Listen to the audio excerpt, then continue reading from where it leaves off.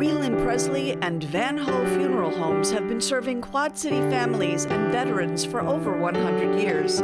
Whelan Presley is located in Rock Island, Milan, Reynolds, and Van Ho in East Moline, proudly supporting WQPT.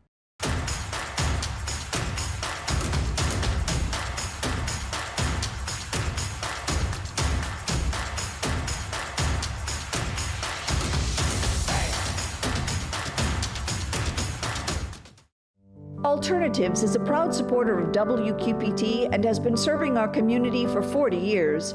Alternatives provides professional guidance to maintain independence and quality of life for older adults and adults with disabilities. All it took was a caucus and a primary, and the race for the White House appears set. What does that leave for politics this year in Illinois, in the cities?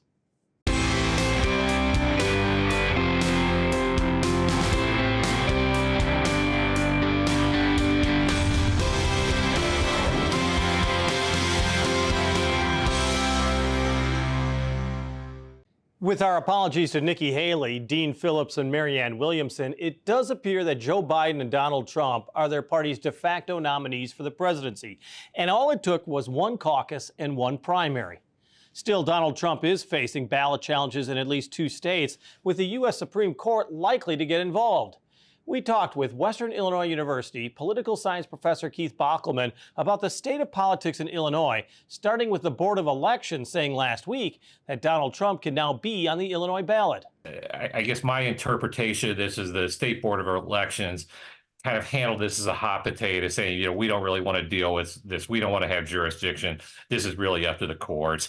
And so I think the really significant decision will be when the Supreme Court decides what states can or can't do in terms of keeping Donald Trump off the ballot. You are a student of political science for years. This is the strangest thing we've ever seen in political politics for the presidential race. Well, I think it is very unusual, it's really almost unprecedented, this idea of keeping the presidential candidate off the ballot.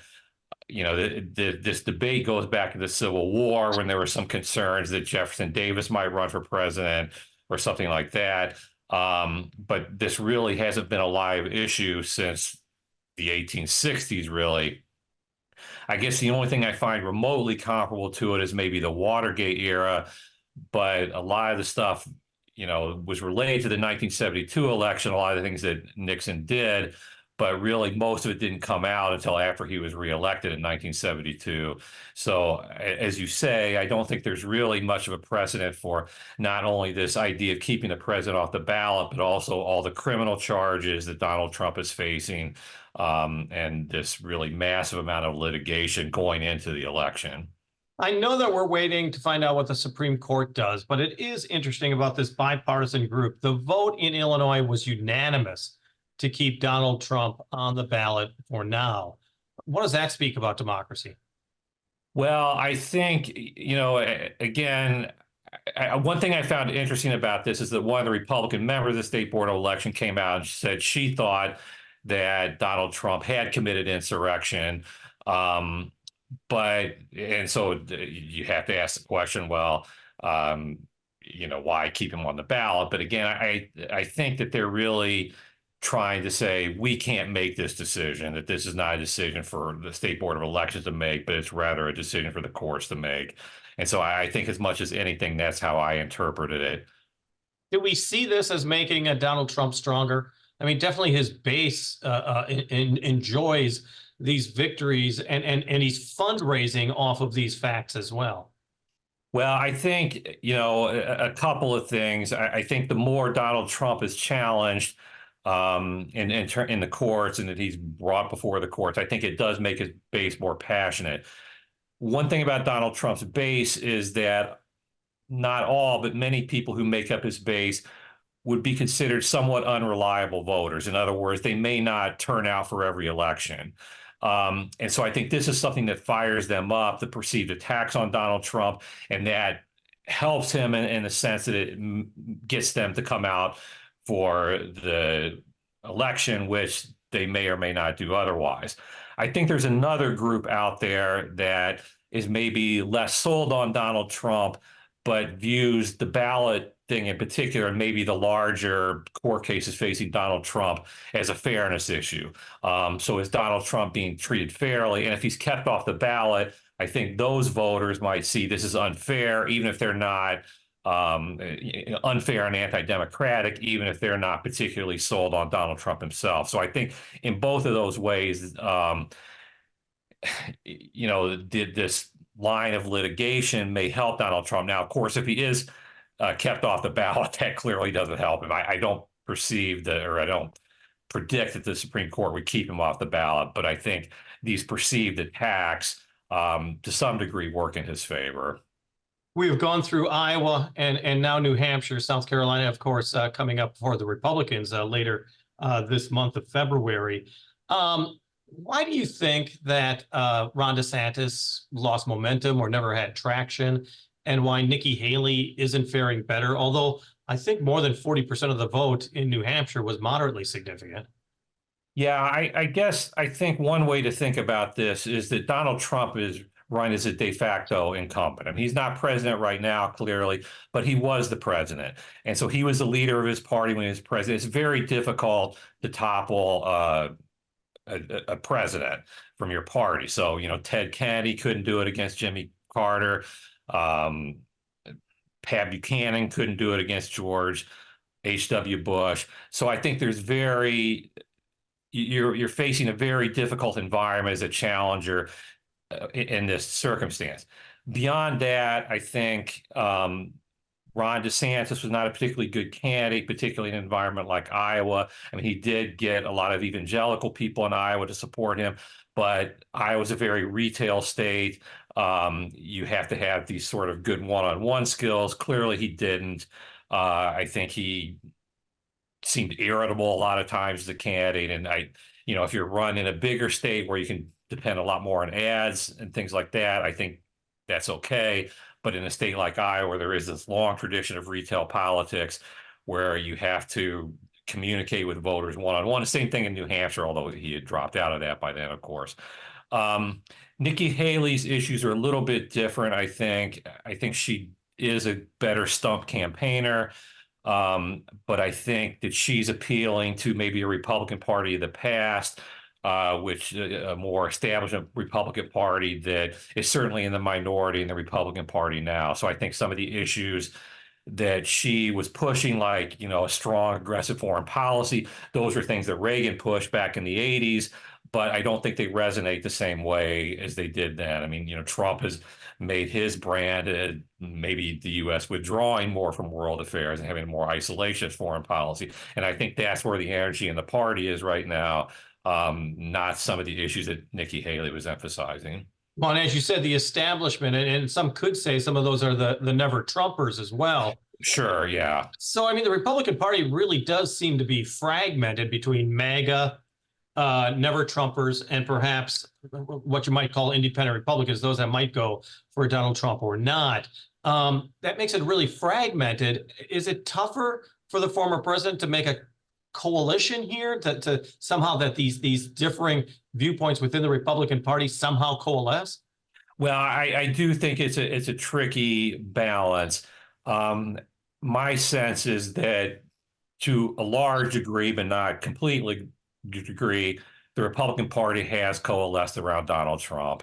And he is where the Republican Party is right now. Now, I think one interesting thing to think about going beyond 2028, where we're assuming one way or the other, in 2028, excuse me, that Donald Trump will not be on the ballot. Where does that go? So is it more of a cult of personality, or is he really, is the issues he's raising? And I think that maybe won't be answered until 2028 or beyond. But I do think, the never Trumper faction is becoming smaller and smaller. Either they have sort of decided, okay, this is where the party is, we're going to go with Trump, or they have kind of defected and either become independents or Democrats. Well, and you also have those groups like the Lincoln Project, which had those devastating ads that were never really Right. broadcast. They just made it on social media everywhere. Really a novelty, if anything else, in 2020. I mean, does that kind of attack now wear out because it's kind of been there, done that?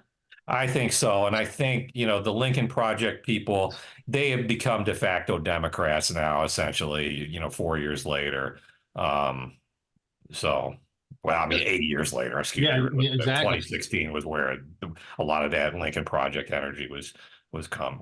Well, also in 2020, yeah. So, I mean, I think that those people have really moved on. Let's talk about the tenor of 2024 in the fact that it really seems that both sides are, if not using the word, certainly beckoning Armageddon. That if a Democrat wins, it's going to be horrendous for the country, downhill, open borders. If Donald Trump wins, it will be an authoritarian government. This 2020, and races have been always, in some ways painted black and white. This one seems different, though. Well, I think, there's a gradual process that you're alluding to, that each election you would kind of notch it at a more extreme level. I think one problem I would see that sort of exacerbates this is the two-party system. Voters feel like, they have to ultimately go with one team or the other, even if they don't really like it. So I think what's changed to some degree is that not that people, Democrats either or Republicans, really love their respective party, but they really, really hate and fear the other party. And I think that's something that's really changed since 20 years ago, say, or so. And so the political scientists talk about this two-party doom loop to kind of describe this phenomenon, where you ratchet every election, where there's more hatred, where there's more fear. And I don't know that the average voter really wants that. I think to some degree that's party leader driven, but they have to sort of, that's the menu they're offered, either Republican or Democrat, and they really fear so much the other side that I think that's where they're going. If we did have election rules that allowed for third parties to be more viable, then I think we might be able to get out of that. But unfortunately, we don't really. And from the Electoral College and the way congressional races are set up and on down, it's really hard to break that two-party monopoly, even though I think the average voter is not particularly happy with it. Well, and that brings up the question is that, of course, you could have a third party candidate who may not win, but you're basically a spoiler. You're robbing from one side or the other. Right. I mean, yeah, with the Electoral College and the way that's structured, the third party are now set up to be spoilers. And you don't really see that right now. I mean, you have what is it, Marjorie Williamson, and you have Kennedy on the Democratic side. But you wonder if the Republicans might put up, once again, a never Trumper, or I'm not thinking that Nikki Haley would run in that position. But do you have that feeling that you might find a splinter group, particularly on the Republican side? Well, I mean, I think one thing to really look out for is this no labels group that's out there trying to run a third party candidate. It has a lot of money backing it. And so, some combination of like Mitt Romney and Joe Manchin or something like that, sort of a Republican and Democrat who are considered more moderate. I think that's a real wild card in this election. They've been kind of quiet about what they're going to do, but they basically said after Super Tuesday, they're going to announce if they are actually going to run candidates or not. And so I think that's one thing that's really out there that hasn't been paid as much attention to, but that we should really kind of watch and see what the implications of that are. Let's talk Illinois politics. J.B. Sure. Pritzker, being a Democratic governor who is running on a better fiscal situation for the state of Illinois and as a strong leader for Illinois. Do you really see that he has national aspirations? I think he does. I mean, I certainly don't have any inside information, from J.B. Pritzker or anything like that. But I do think he has national ambitions. And I think if Biden wouldn't have run again, I think there's a good chance he would have run in 2024. But I also think there's a good chance that he is still preparing himself for 2028. One thing I find kind of interesting is, some of the further left parts of the Democratic Party, Democratic Socialists and so forth, have kind of started this meme campaign to publicize Pritzker. And so, I don't know that that's on many people's radar right now, but I think, among activists in the Democratic Party or even adjacent to the Democratic Party, there is a lot of interest in J.B. Pritzker. And so I do think there's a strong chance that he would run in 2028. Democrats have had a supermajority in the Illinois House and the Illinois Senate for some time now. It's continuing right now. It just seems that as far as Democrats are concerned, they're pretty happy with the fact that they're getting something accomplished right now, and you don't have a Speaker Mike Madigan involved.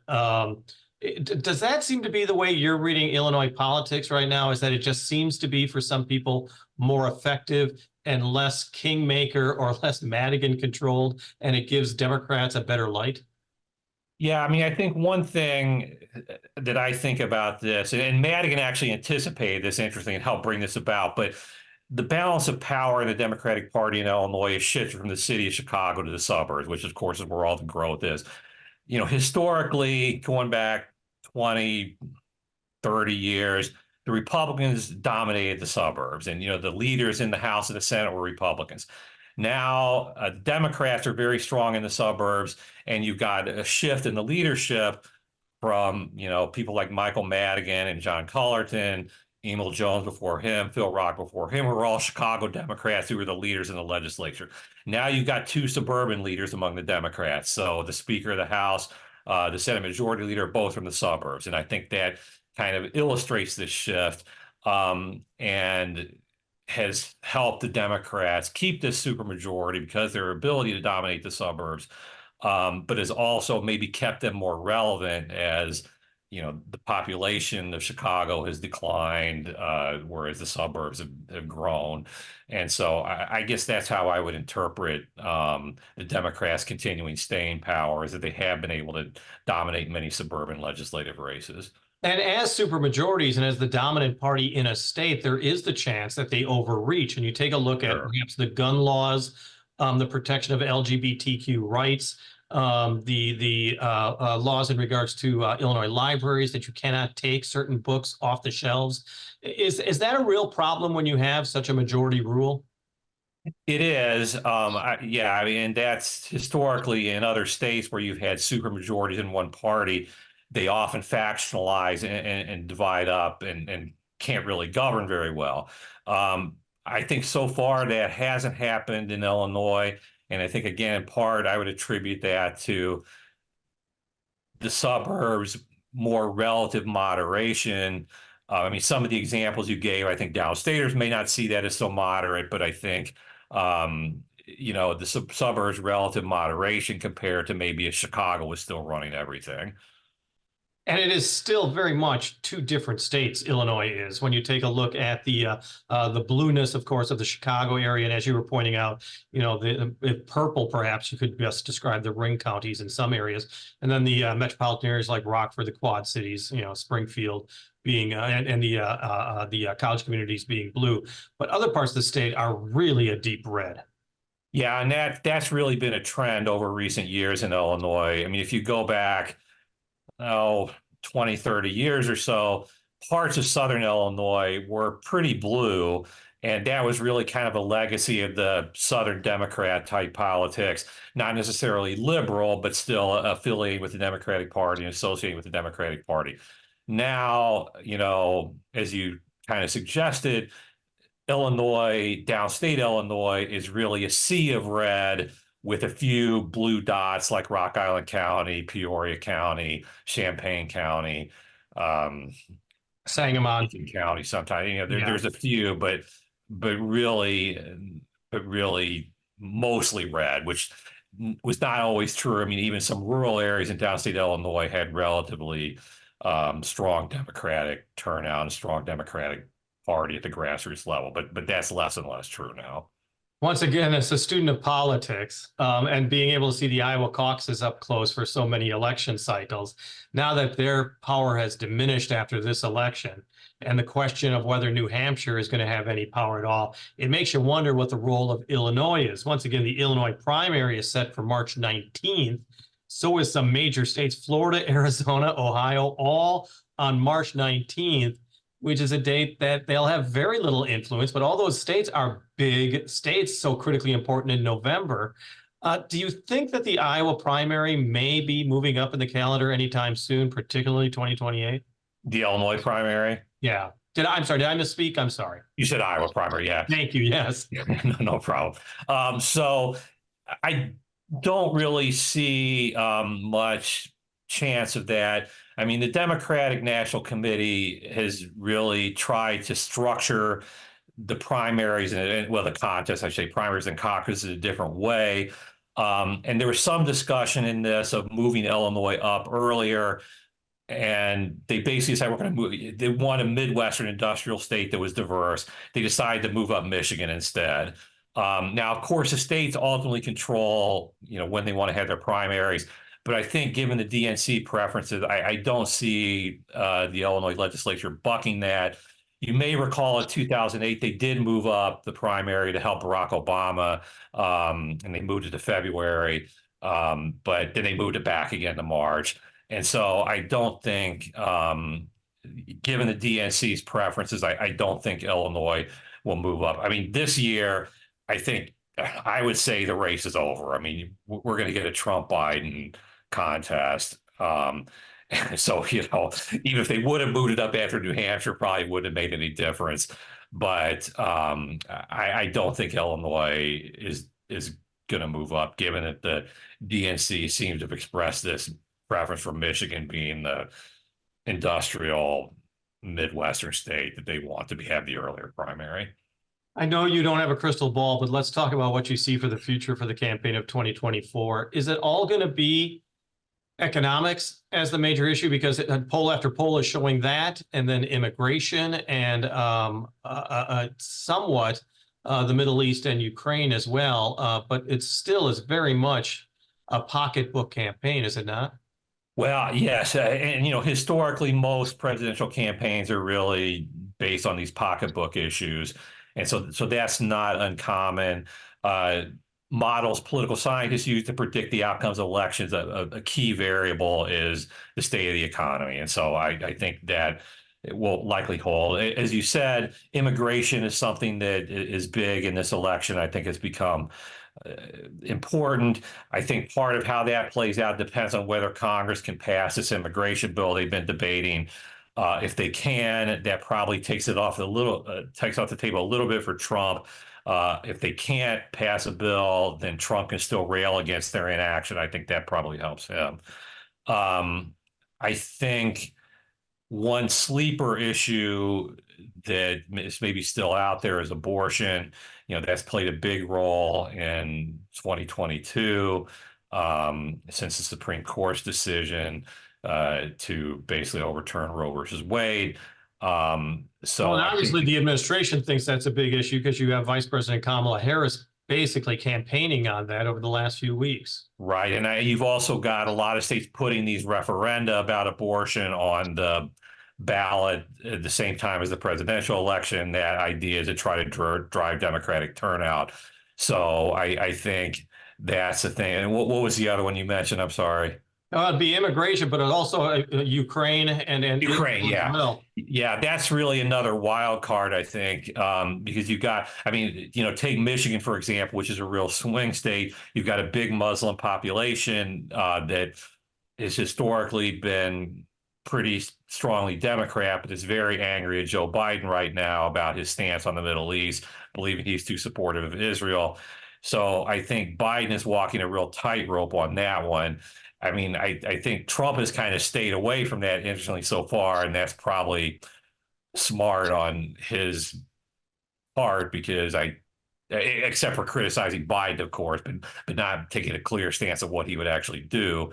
And I think that's smart in a way because it's a very difficult issue to navigate without making more people mad at you than are going to be in favor of you. Our thanks to Western Illinois University political science professor Keith Bockelman.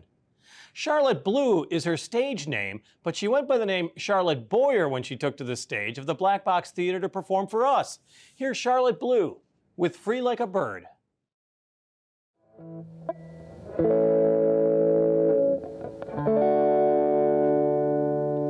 Whoa, wouldn't it be nice if I could fly? Because I'd be the bravest bird in the sky. Whoa, I'd be free from all of my pain. Whoa, I'd be free to fly away. Yes, I see the little children playing in the street. They all look so young, wild and free. That was exactly what I wanted to be. Live all my days young, wild and free. And now that I am free, I can spread my wings. No, there is no worrying for me.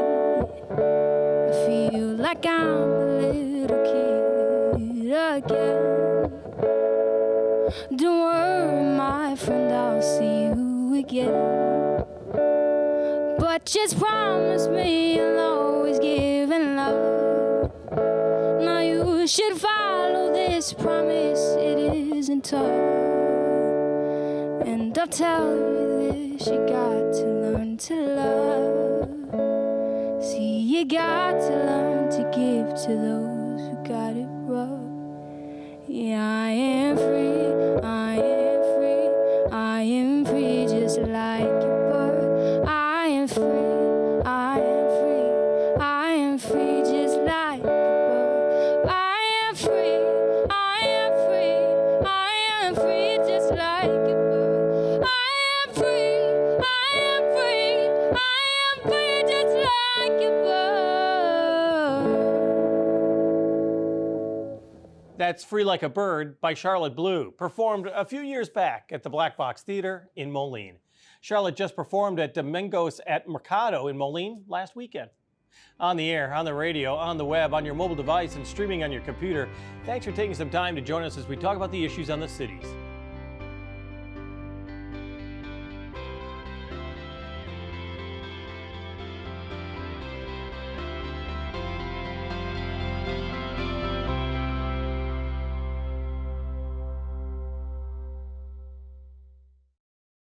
Whelan Presley and Van Ho Funeral Homes have been serving Quad City families and veterans for over 100 years. Whelan Presley is located in Rock Island, Milan, Reynolds, and Van Ho in East Moline, proudly supporting WQPT.